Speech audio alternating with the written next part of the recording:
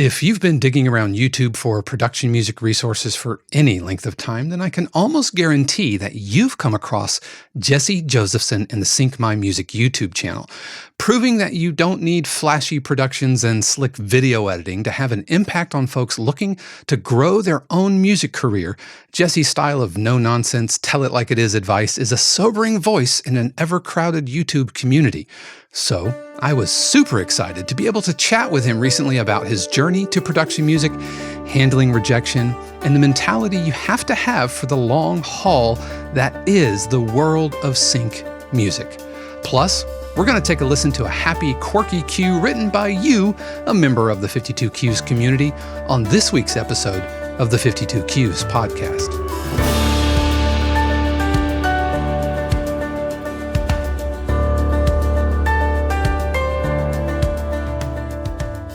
What is happening, everybody? This is Dave Croft, and welcome back to another episode of the 52 Cues podcast, a weekly podcast dedicated to all things production and library music. We talk about industry topics and take a deep dive into the different aspects of being a production music composer. Plus, we feature a cue written by a member of the 52 Cues community, and I give some feedback and critiques like you'd receive from a publisher or an editor. This week, we'll be taking a listen to Cheeky Little Monkeys, a happy, quirky cue written by Mark Morgan Shaw, so you definitely want to stick around for that. And if you want to skip over today's topic and get right to the cue critique, then you can check out the timestamps in the description below. So just what is 52 Cues? Well, first and foremost, we are a worldwide interactive community of composers and producers devoted to writing better production music through lifelong learning, mutual support, and encouragement to others along their journey. And we start and focus on just one cue per week. So why don't you join us? Head over to 52cues.com and click on Join Now. It's free to join, and we'd absolutely love to have you. But before we get started, I do have to give a special word of thanks to the family, friends, and patrons of 52 Cues who keep the podcast, the YouTube channel, and the community going. We're not sponsored by mattress or VPN companies, but we are 100% community supported. So if you like what I do here, don't thank me, thank them. And if you want to learn more about how you can help support 52 Cues, including all of the extra benefits like workshops, live streams, interactive feedback sessions, and more, then click the links in the description below, and I'll be talking more about all of that later in today's episode. So I was really happy to recently sit down with Jesse Josefsson of Sync My Music. Turns out, like so many others, whether it's Eric Copeland, and I do have an interview with Eric coming up a little bit later, or a guy, Michael Moore, who I heard back. Hi, Guy. So nice to meet you. And Marlon Gibbons, we're kind of a community of YouTube composers, and one of the longest running in the business, easily one of the first that I remember encountering, was Sync My Music. And getting to chat with Jesse was a real pleasure. And so here is my recent discussion with Jesse Josefsson. I am so excited to welcome a gentleman who I'm sure you know, you've seen his face. He's the founder of Sync My Music. He has a very great YouTube channel with over 25,000 subscribers. He's the owner of Sync Academy. His credits, thousands of credits, including American Idol, Access Hollywood, Project Runway, Bridezillas, Alaskan Bush People, Undercover Boss, NFL on Fox, I'm Not Done, Toddlers and Tiaras, Judge Judy, America's Top Model, and believe it or not, so many more. I am so excited to welcome Jesse Josefsson to the podcast. Jesse, how are you doing, my man? I'm doing great, Dave. Thank you so much for having me, and congratulations on pronouncing my last name correctly. It's a tricky one, and most people don't actually get it right. So kudos to you, man. Do they try to like make it sound, European, or do they try to put accents in it, or Spanish, or anything else, anything you can think of? Yeah. Well, with a last name like mine, with a silent P, like as in Pfizer or pterodactyl, I have grown used to sorting out folks' names. But Jesse, it's so good to see you. I have been a longtime follower of you on YouTube, and one of the things that drew me to your channel, and I don't mean this, and this is coming from the guy with like the background lighting and all that stuff, is like every time I watched a video, it seemed like, you know what, I have something to say. I'm going to turn on my camera and say it, and then get back to it. Was that a deliberate choice for you? Because it's kind of like your brand now, just Jesse with your stubble and your t-shirt talking to the camera. Was that a conscious choice? I don't know if it was conscious. I think it was more of a decision that I knew I needed to be consistent on YouTube. And as you know, with your YouTube channel, if you're not consistent, you won't grow. It's really just about continuously showing up. So I think you and I are similar in that we both hate editing. I don't like to edit video. I don't want to spend 4 hours on a video and put it up. I've done that in a previous lifetime, and it was not, I knew from experience that I would not continue on with that, and that would just burn me out.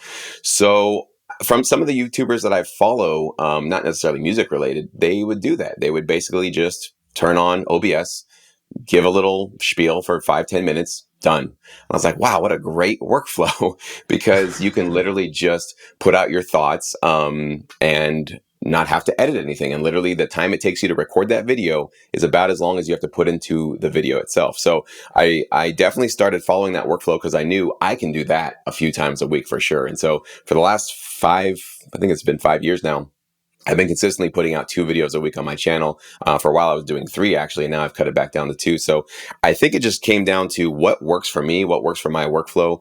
And you're right. I definitely do feel that when that passion arises, when something comes up, let's say, with one of my subscribers or a commenter, and it either aggravates me or it excites me or it just pokes some sort of an emotional button or just a curiosity button, I want to record it right then and there because I really want that to convey and come through emotionally with my videos. So yeah, I think you could call it laziness, but I think it's just more of a conscious workflow that works for me. That's basically where it comes from. Yeah, I think it's important to stay in the flow state and not put these barriers. Because back in 2019, I kind of launched the 52 Qs, podcast or YouTube videos, and I spent more time making videos about making music than actually making music.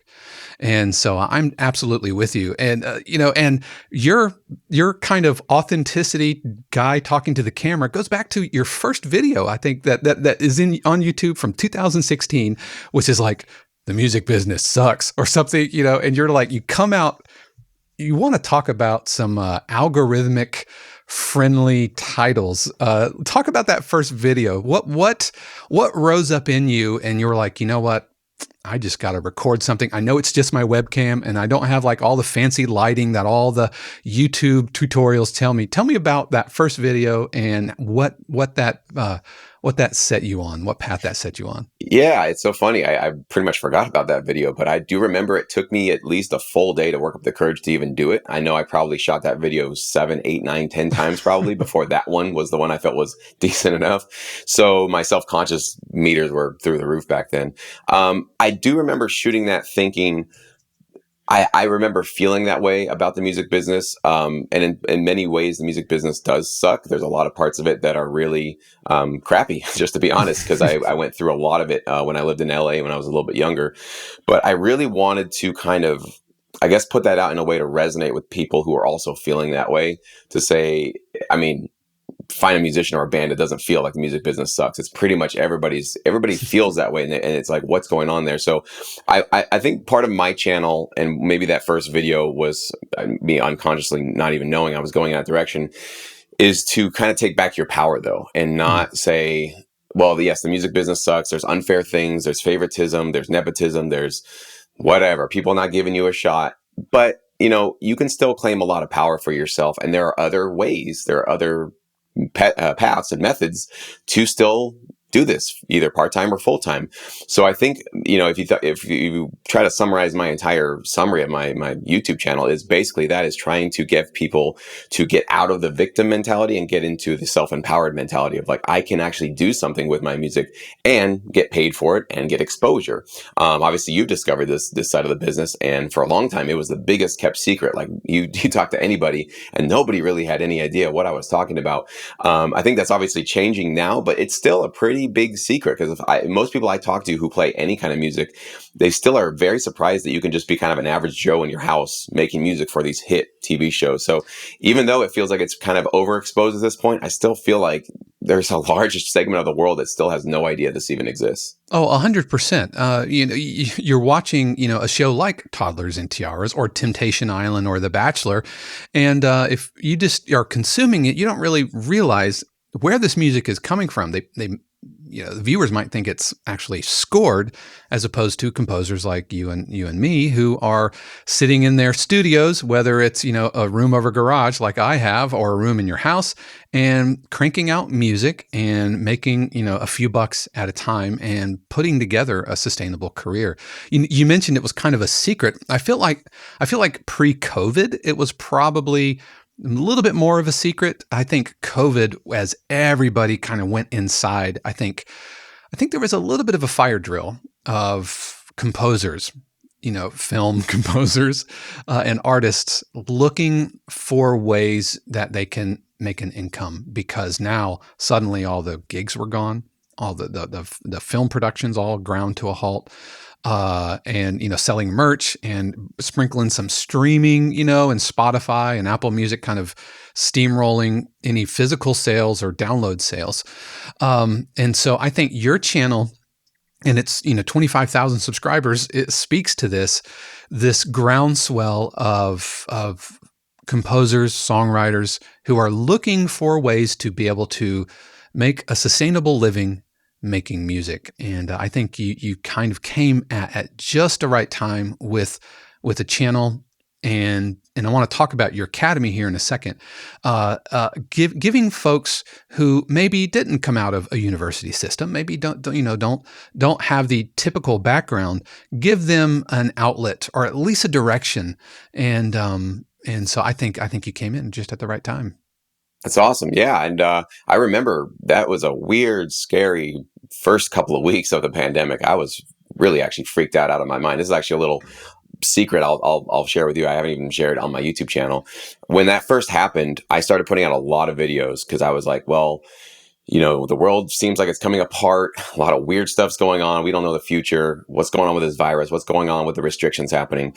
But I wanted to convince myself that it's not a time to give into despair. It's actually a time to start to be more productive and to focus. And if anything, working a lot of music can keep your mind off of the stress of the world at the time. And so what I was doing is actually putting up a lot of videos, I usually do just twice a week, like I said, but this was every day I was putting up videos, sometimes multiple times a day. And I was basically just trying to just beat this drum super loud. Hey, even though it seems like things are scary and the future's uncertain, if you've been sent home, if you've been furloughed, you have more time probably right now, and you can actually get better at your craft, learn a new skill, learn a new plugin, whatever you've been wanting to do with sync licensing. And you always had that excuse, well, I just don't have enough time. I got the job. I got this. Probably can write that one off now. You probably have a lot more free time. So I was constantly putting out these videos, but what I was really doing with that is trying to get myself into that productive state, because I personally I was so freaked out. I was not feeling very happy about the world. So I sort of faked it till I made it. I sort of just put out like, hey, this is what we should all be doing. We should be productive. And as the weeks went on, I actually started to feel it a little bit more myself. So I'm a big believer in that you can really, wherever you're feeling, if you're not feeling productive, not feeling motivated, whatever you are, you really can fake your way into a better state of mind. I think you can actually do that. It's really possible. And there's it's like a skill. Yeah, there's some kind of not to get too spiritual about it or whatever, but there's some manifestation. You talk to really successful artists or business professionals, and they talk about kind of whiteboarding and putting things down and just kind of claiming this, and with affirmations and all of that. And, not to get too Napoleon Hill about it, but I think there's some real truth to that. If for anything, especially during the pandemic, when you're right, despair, it was terrifying. And you're not the first composer that I've talked to who wanted to or felt like they should be productive because, hey, look at all this time. And yet, the muse was kind of huddled in a corner. And so I know for me, myself, I the first few months, I didn't do much of anything as far as creatively, because it was really fearful time. Instead, I got into grilling. That was my COVID hobby. I got into a Weber kettle, and doing ribs and all that stuff. Did you have any non-musical COVID hobbies that came out of the time? No, I can't think I did. I think I was still, again, my way of dealing with it was to just double, triple, quadruple down on my work. I think that was sort of my little medication. It was like, Right. just stay busy, just keep putting stuff out. Definitely, I got more into fitness and exercising because it was like, hey, I'm kind of, even though I work from home, I didn't feel like I was stuck at home, but there was definitely this sense of being stuck at home. And so I really wanted to just get out of the house and go walking in the neighborhood and that kind of thing. So, but no, I think it was just more being productive was what was how I got through that. And so there's, and there's obviously a fine line with that because now as the pandemic is sort of whatever phase of it we're in, I don't know. It's kind of Right. cool. I was hanging out with my buddy and he actually used the phrase, this was happening during the pandemic. And I was like, hey, did you catch that? You Oh, just wow. said this was happening We're during, talking like, about as that in the if, past tense. yeah, we're not in it. Like, what did that happen? When did that happen? Right. I don't know.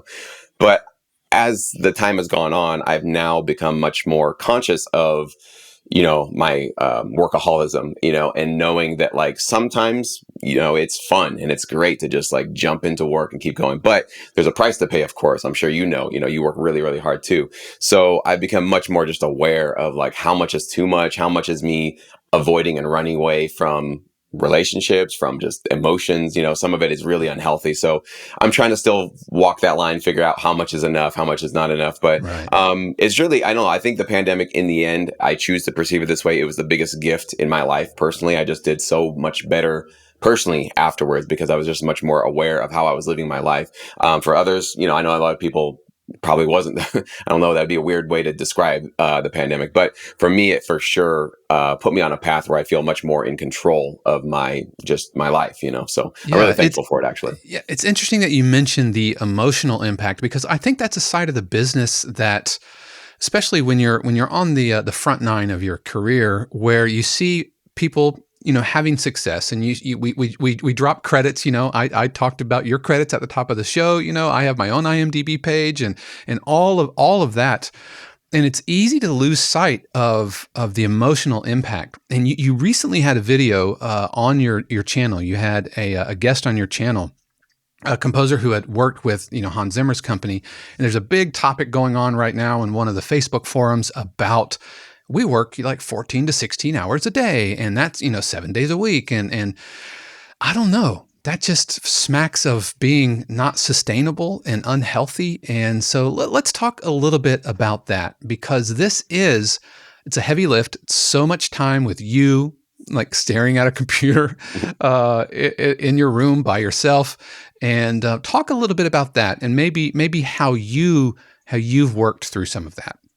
It's a great question, and you're absolutely right. Like the emotional toll that this business can take on you is pretty much what makes or breaks anybody in this business. A lot of people think, well, I need to have more technical knowledge. I need to know how this works or that works, or royalties or PROs, or I don't know exactly how it all works, and that's maybe why I can't get started. It's like, no, technical knowledge is actually the easy part of this business. It's really not that hard. We're not talking about rocket science. It's not some engineering course we have here. It's really just, it's pretty It's common ukulele sense. chords underneath, a cookie commercial. Yeah, it's pretty simple, actually. I mean, there are definitely some formulaic rules. I call them the golden rules of creating licensable music. There's definitely some things you probably want to lean towards and steer away from. But it's that emotional. First of all, I think it's isolation because, like you said, we're all in our home isolated pods working from, our home studios for the most part. And when you have a job, a day gig, whether or not you like the job or not, hopefully you at least got a buddy or two at work that you can go get a coffee with, or go get some lunch with, go get some drinks after work, and vent and just basically bitch about the boss and how much they're Right. screwing everything up. So you get a little bit of camaraderie with a regular job, but we, as just a fact of our business, we just don't really get that because we're basically either just emailing for the most part, or even just, I had a whole relationship with a library based on text messaging. I think it was 5 years straight. Didn't really talk to them. I did fly out and meet them once, but other than that, it was just text. Hey, we need this kind of music by tomorrow at 5 p.m. Cool, got it. And that was our whole working relationship. So it's pretty isolating. You're really by yourself. So that's a really hard thing to find a solution for, to get around. So not to mention the isolation is a big one, but also it's a slow business, as you know, and I know you've probably shared this with your subscribers, is just how long it takes to get that first royalty check. And usually your first royalty check is a big disappointment. Mine was 14 cents. Everybody has their horror story of their first royalty Yeah. check.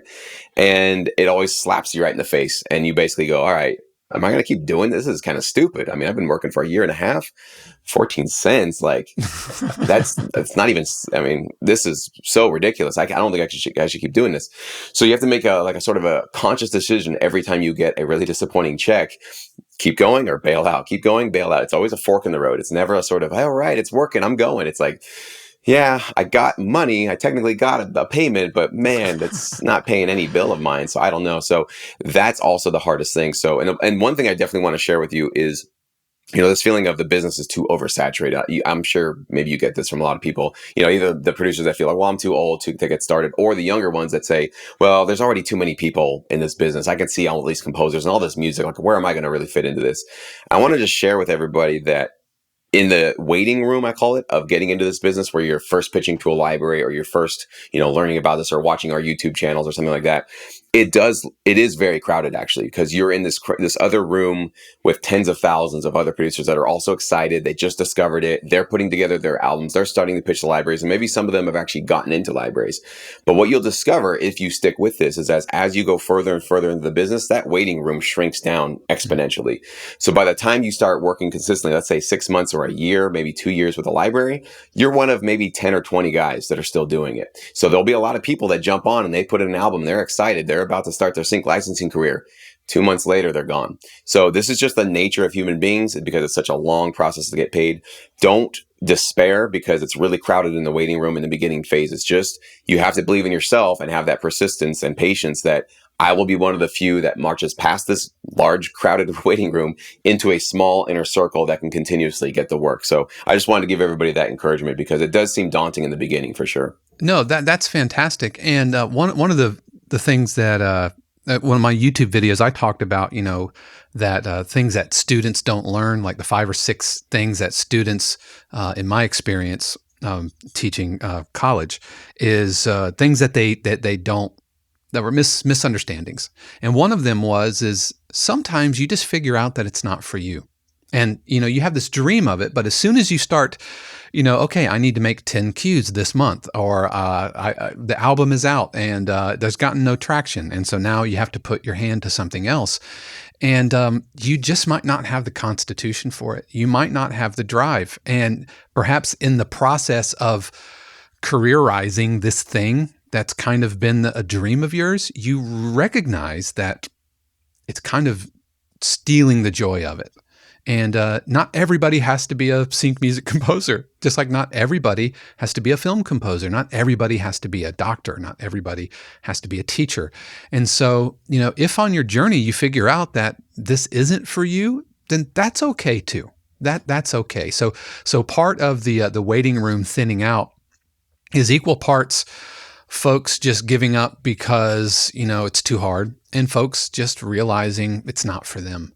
And which leads me to my next point that I want to chat with you about is, in addition to your YouTube channel and your myriad videos, which are fantastic, and obviously I'm going to have links to Jesse's YouTube channel in the description, so be sure to check out. And if you haven't subscribed, what are you doing? Subscribe. Just go ahead and subscribe. Chances are you already are.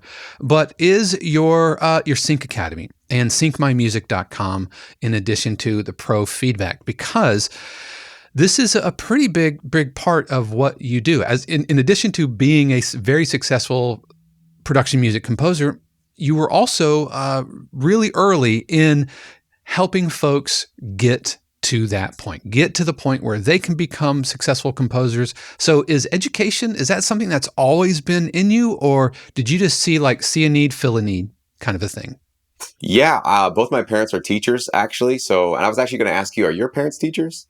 My grandmother was a teacher, my sister was a teacher, and my mother was a teacher. Yeah, there you go. And you can definitely, from your videos, I can see it in you. You definitely have that, obviously, in both with your job and everything. So, yep, yeah, both my teachers were both of my parents were teachers. So I think it kind of runs in the family a little bit. I do really enjoy it.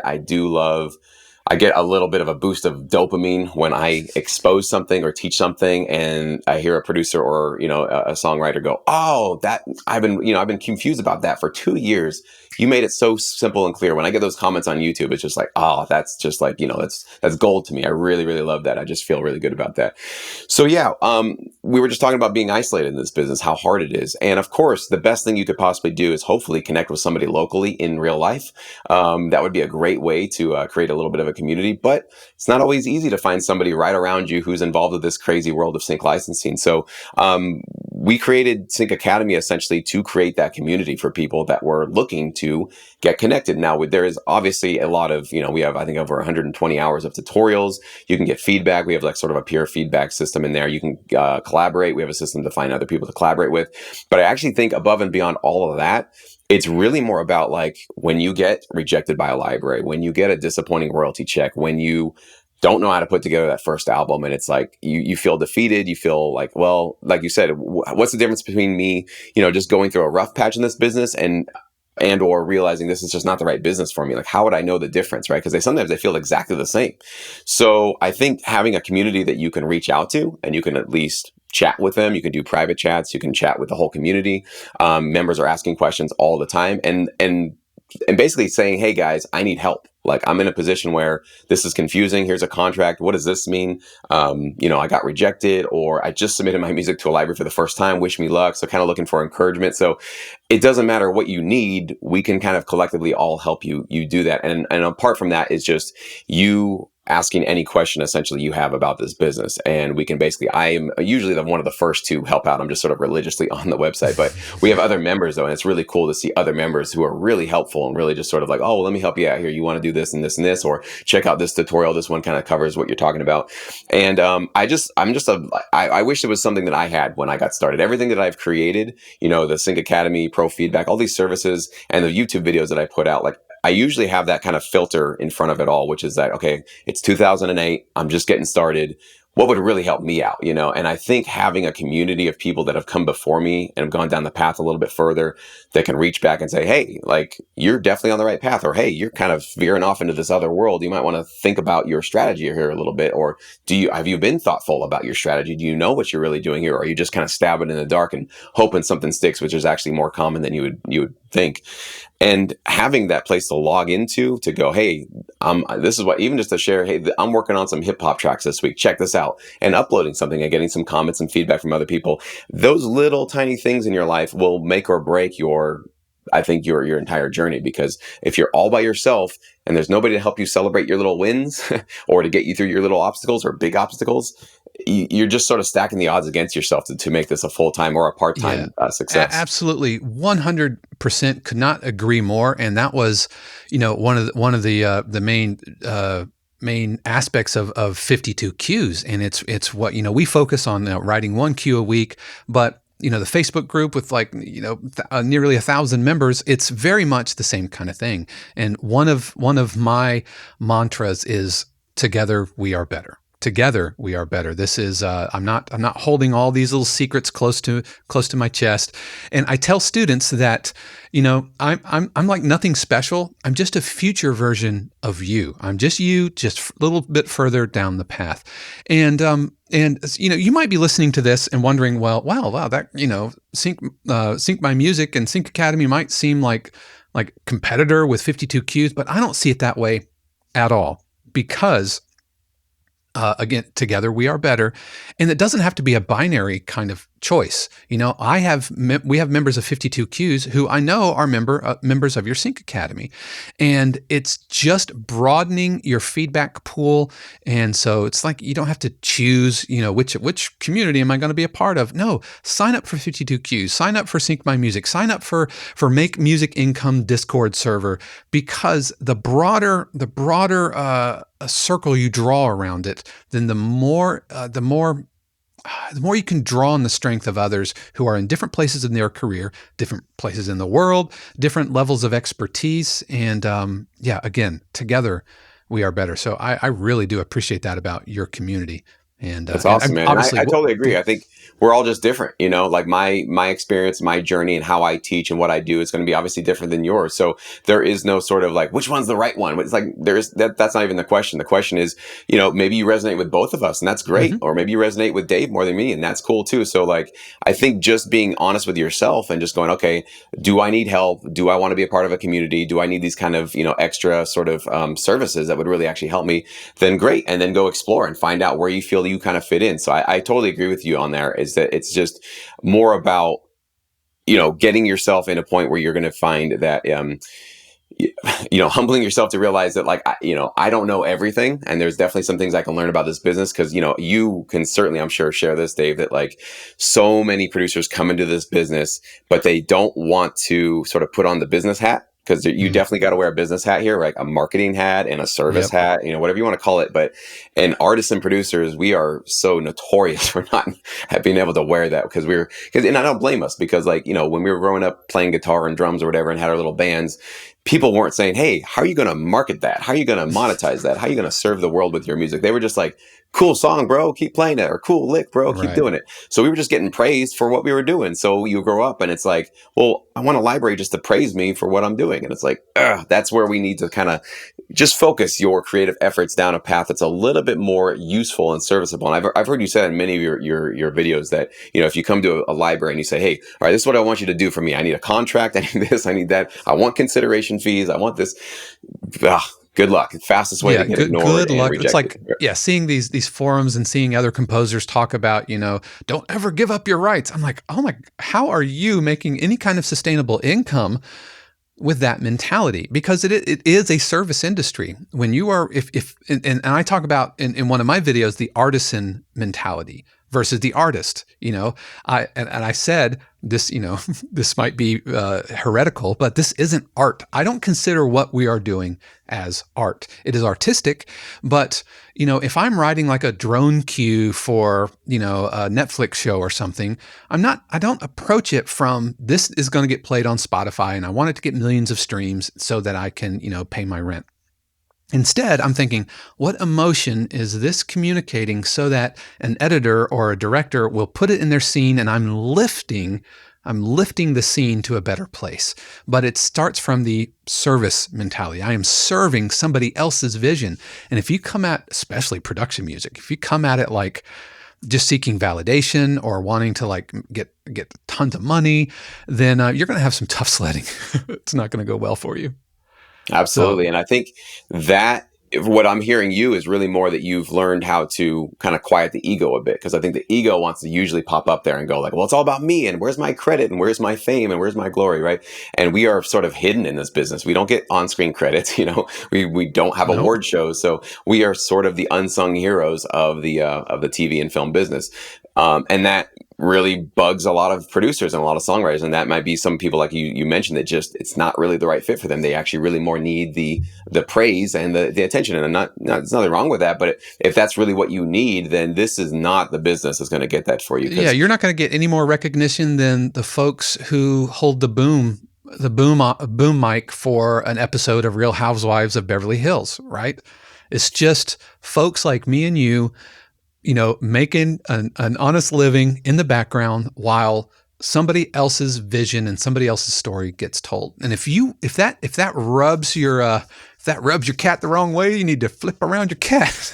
But if that bristles up against your muse, then that means you probably want to be an artist, which is a whole different career path. And I bless and affirm you in that. Go do that thing. But don't bang your head against the wall making little plucky dramedy cues or ukulele glockenspiel cues or power rock cues, hoping to get validation, you know? And it's just not the right industry for you. And I think that's okay. That's okay to realize that. Absolutely. Yeah. And it's really cool that you give them permission of that too. It's just like, and when people send me music for feedback and it's like, I can tell it's not a sync track. I just, after doing this for 5-6 years now, I can tell this was not meant for sync. This is an artist track or this was your band. And I would say, guys, I'm not here to critique your bands. I'm not here to critique your personal artist music that has, if you want me to tell you what you should do to make it more sync ready, okay, I can do something like that. But I have no business. I'm not claiming any expertise on a hit song or a viral song. That is totally outside of my wheelhouse. But I do I wanted to share one thing in terms of why do we do this then, right? We're not getting credit. Money can be okay. Sometimes it can be really lucrative. Sometimes it's whatever. But it definitely is slow. Whatever it is, it takes a long time. So, I've made a few videos on this, and I definitely push it a lot, is to figure out your own why. Like, why are you doing what you're doing? For me, I can honestly say that it's about the craft. I really actually find that my biggest paycheck is when I am composing something that I'm in love with, that I know that I'm nailing it. I'm really either following the brief well, or I'm just really in this cool zone where everything just seems to be flowing out of me and working great. And I'm in love with the creative process. Like, that is when I'm buzzing. That's when I'm feeling most alive. And that buzz basically lasts for a few days for me when I'm doing it. It doesn't happen for every song. There's plenty of songs where it's like, all right, this is just like you said, a drone cue, and I'm just kind of focusing on what I need to get done. Man. But when you get those couple of opportunities where it's like you come to life, and everybody watching this knows what that feels like. It's like you finally feel like this is what I was put on earth to do, is to create. And when you can find that, it's like, it's better than any paycheck. It's better than any, because royalty checks and sync fees, even though if you can start getting some larger ones, I mean, they'll definitely send you buzzing for a couple of days, I'm sure, as you know, Dave, but like, after a couple of them, it's like, it's just normal. Like, okay, this is what I do, and this is how much I earn. And okay. And that becomes sort of like your new normal. So then it's like, oh, how do I get that creative spark again? And for me, the only way to get back to that is the creative process, is your craft. So that might not be for everybody, but for me, that's what makes all of this worth it, for sure. Yeah. 100%. I could not agree more. You mentioned, composers not writing to the brief. And I would be remiss if I didn't ask a couple of tips from you for our listeners and for our viewers. And that is, what do you think is the biggest mistake that composers are making in their cues? If there was like the one consistent, so many composers, this keeps coming up, because you've mentored and you've had many composers come through your system. Is there one kind of constant thing that composers just keep swinging and missing on? Yes. If it's a situation where there was a brief and they were supposed to follow along with like reference tracks and guidelines, the biggest mistake most producers make is they open up their DAW way too fast. They get the opportunity, they see that nice big sync fee, they see the references, and they're like, oh, I could do that. They start going right away. And what I keep coaching them to do is to say, quit, control Q, get that out of here. You're not ready for a session yet. There are 4 reference tracks or 1 reference track. You should be probably listening to those reference tracks for a good 20, 30 minutes, maybe even up to an hour. Take them, go for a walk, listen to them many, many, many, many, many times. Get it into your subconscious, what you're really doing. Also, open up a little sheet and make some notes on what the emotion is, what the instruments are doing, what's going on. So taking more time with the brief and with the direction that was given to you is so important, because with all the music I've reviewed, it's always about, I can just feel it. They got too excited. They got started too early, and they weren't really listening to the directions. They weren't really paying attention to the references. So even though there are tight deadlines in this business, you can have a 24-hour, 48-hour deadline for things. You can give an hour to chilling and just relaxing and just really absorbing what they're doing. And if you're not clear on what that brief is, never be shy to ask for more clarification. So if it's a library, obviously you have a personal relationship with, and let's say they give you all this written, instruction, but no reference track, you might go, man, like, I kind of think I know what they're doing, but if I don't hear it, I'm not really sure. It's worth an email. It's worth a phone call. Hey, do you guys have like anything that's close to what you're looking for? Is there already a commercial that's using music like that? Or maybe an artist, or anything you can point me to where I can actually hear what you're trying to describe? Because many times library CEOs are not musicians, and most of them certainly don't have a music theory background. So they're not going to be able to use very technical words to really describe accurately. They're going to use layman terms. They're going to use emotional terms. So you have to be able to transcribe those into your production, however it is. So yeah, I'd say it's basically, don't rush yourself. Like, really rest and be in the brief and in the opportunity you're going for at least an hour or two before you open your DAW and start composing. Yeah, and I talk about it being like a bank account. You have to deposit into the bank account before you can start withdrawing. And if it's a style that you're not super familiar with, or if there are references, then you need to sit with those. Just like you said, you need to kind of sit with those, absorb those things, start extracting, or I call it like mining. You're kind of mining these references for little nuggets that then you can polish up and use in your own cues. But I think you're absolutely right. Jumping in, saying, oh, they want a hip hop dramedy track, I know how to do that. And then they start writing. Or another thing that I see is coming from the artist brain, and I see this a lot with my college students, is they come into the class already with skills, and then they write something and then try to find a home for what they wrote, as opposed to writing what somebody needs. And do you see that kind of thing happen where they're just Totally. like, I write rock tracks and let me try to find a home for it and shoehorn it. And I see a lot of taxi folks, will try to like shoehorn something they've written into a taxi brief and then, wonder why they just lost $5. Totally. Yeah, it's a really, again, that's that sort of transition from being an artist going into sync licensing. I love your analogy there, but one that I used about in terms of how you sort of think about this business in a more productive way is rather than coming to the sync licensing business and like you said, and going, I want my music to be in car commercials. Like my girlfriend thinks that my music would be great for car commercials. Well, what you're doing is you're basically, I call it like you're putting a single hook, fishing pole hook into the ocean, and you're only trying to catch one type of fish actually. And you're hoping that that one fish taps your one hook and then you can eat that night. As opposed to, I think a smarter approach would be, I would like to create a licensable style of music, right? So whatever is in demand and something that also matches some of my skill sets, I'd like to create that style of music. And then I really don't care so much about where it actually gets landed. It could be a reality show. It could be a TV commercial. It could be a promo. It could be a whatever video game. And so in that situation, you're basically casting a net and you're throwing a whole net into the ocean and you're just gathering up any type of fish that can get into that net. So one of them for sure, you're going to be sitting out there till midnight, hoping that one fish gets it. Pull what it is. And just the chances are you might have amazing, and that's the thing, you might have the best music ever. You might be partnering with the best library, all that kind of stuff. But if you're so pigeonholed and you're so looking at one little tiny thing, you're blocking out all of this opportunity around you. So when I got started, I didn't know anything about anything. And I think that actually worked in my favor because I didn't have this preconception like, well, I need to have sports placements. That's where I belong.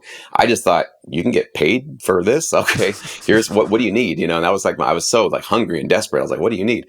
So I think just having that kind of hungry mentality of like, I'll create something that's licensable, useful, and put it out there to get any placements I possibly can. You're creating a system that can continuously get you placements rather than having your one specific tiny little goal where the odds are just stacked up against you. Yeah.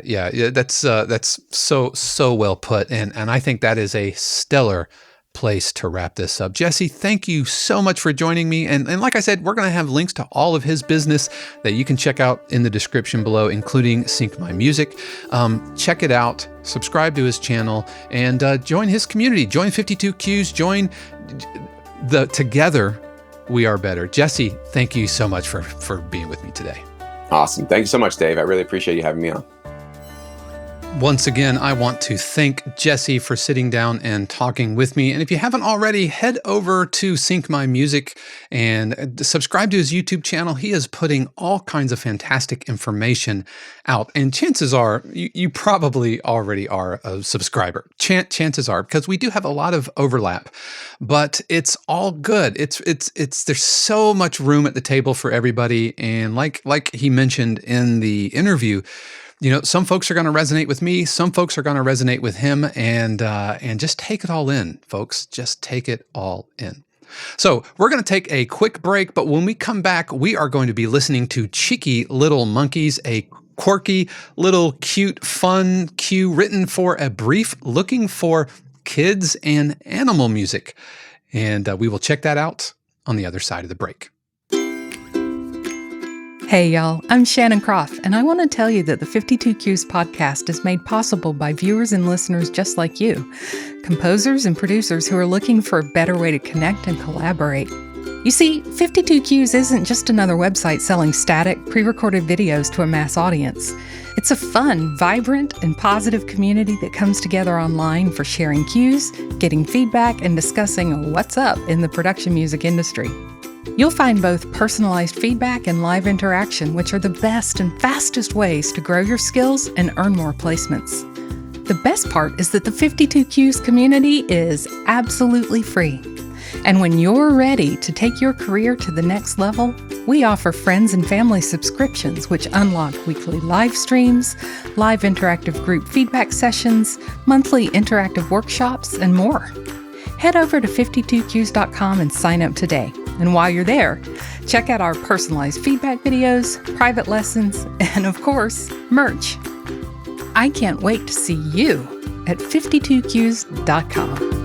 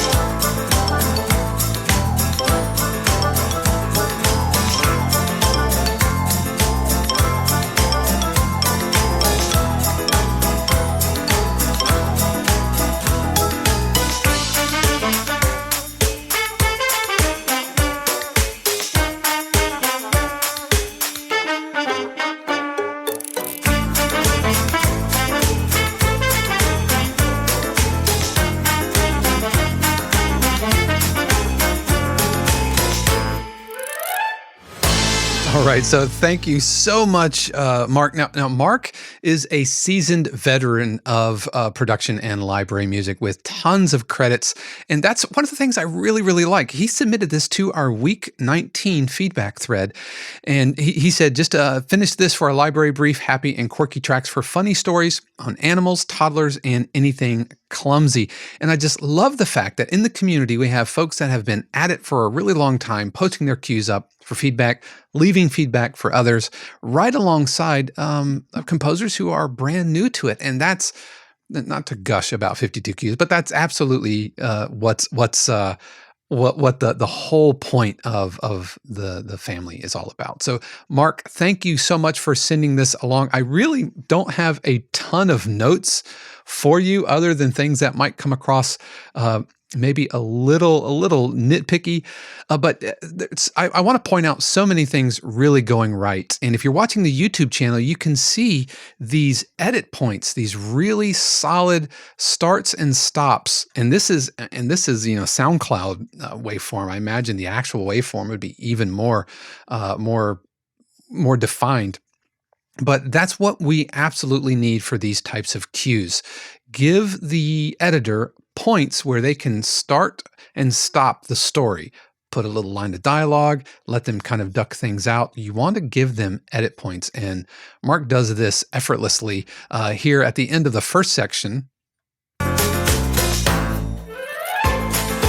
He hits tonic 2, 3, and then coming out of our second section.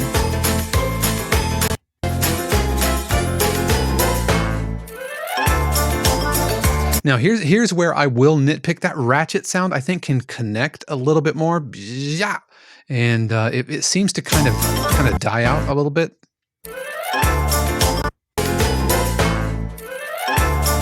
Right. It just sounds a little, yeah. And I don't know if you're using a ratchet, but if you're not using a ratchet, or if you're out there and wanting to kind of use that type of sound, you can take a guitar pick on a comb and just go and just kind of, and I don't have a comb up here, but take a guitar pick, scrape it down, a really long comb if you have it, and you can get that kind of zippery ratchet. Now what the ratchet is, it's a percussion instrument that has two sides to it and a little handle, and they have these wooden tongues. They're almost like popsicle sticks, for lack of a better term, and it has this little gear in the middle, and you turn it, and it creates this really, to be used sparingly, kind of percussion effects. You find it a lot in music theater, like in Sweeney Todd. The percussion score calls for ratchet when, no, not Sweeney Todd, I'm sorry, Into the Woods, a different Sondheim. The percussion score calls for ratchet in the percussion part itself when the hunter is cutting open Big Bad Wolf to free Little Red Riding Hood. Spoilers for Into the Woods, but that cue is actually written for a ratchet. And so that's just going back to the cue here. That's just a little nitpicky thing, and it happens.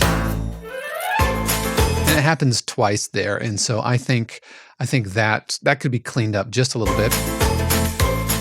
The mix and everything else is on point, as is to be expected from somebody who is used to delivering, to libraries. And here at the end, where you go into your breakdown, I'm going to skip ahead just a little bit. I feel like we could have landed into that breakdown where we're kind of going back to our A section. I feel like we could have landed that a little bit more solidly. I'm sorry, let me back it up just a little further.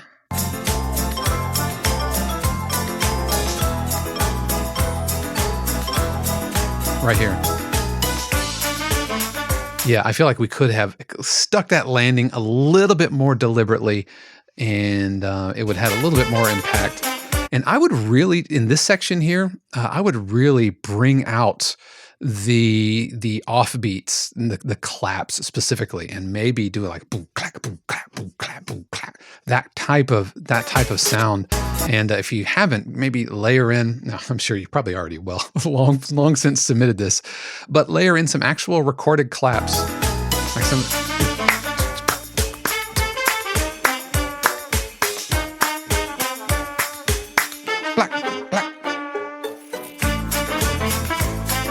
But I really, really dig this. And then the last note that I have, again, these are just nitpicky things because Mark really knows the production music, the seasoning, the recipe, if you will.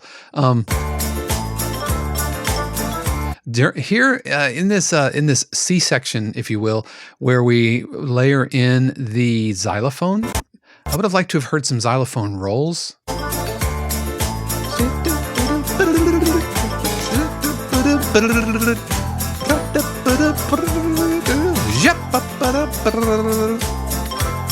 Yeah, and you do have those glisses,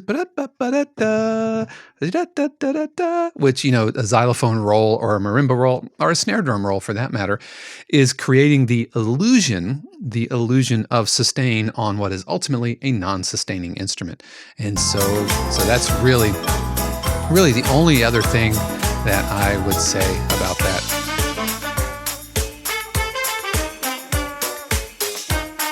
And I wanted to hear jaw harp somewhere along. With cues like this, man, the sky's the limit. You can put in like jaw harp, you can put in slide whistle, any really funny little quirky, cute sounds, you can really, really get away with it. Nice break.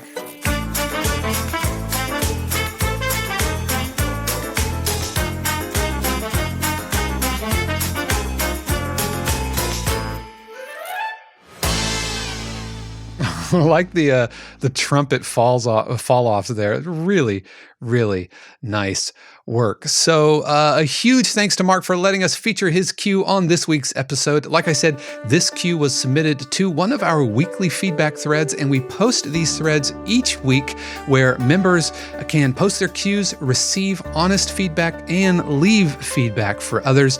And if that's something that you think you'd enjoy or would be helpful on your own journey as a composer, then be sure to head over to 52cues.com and join us.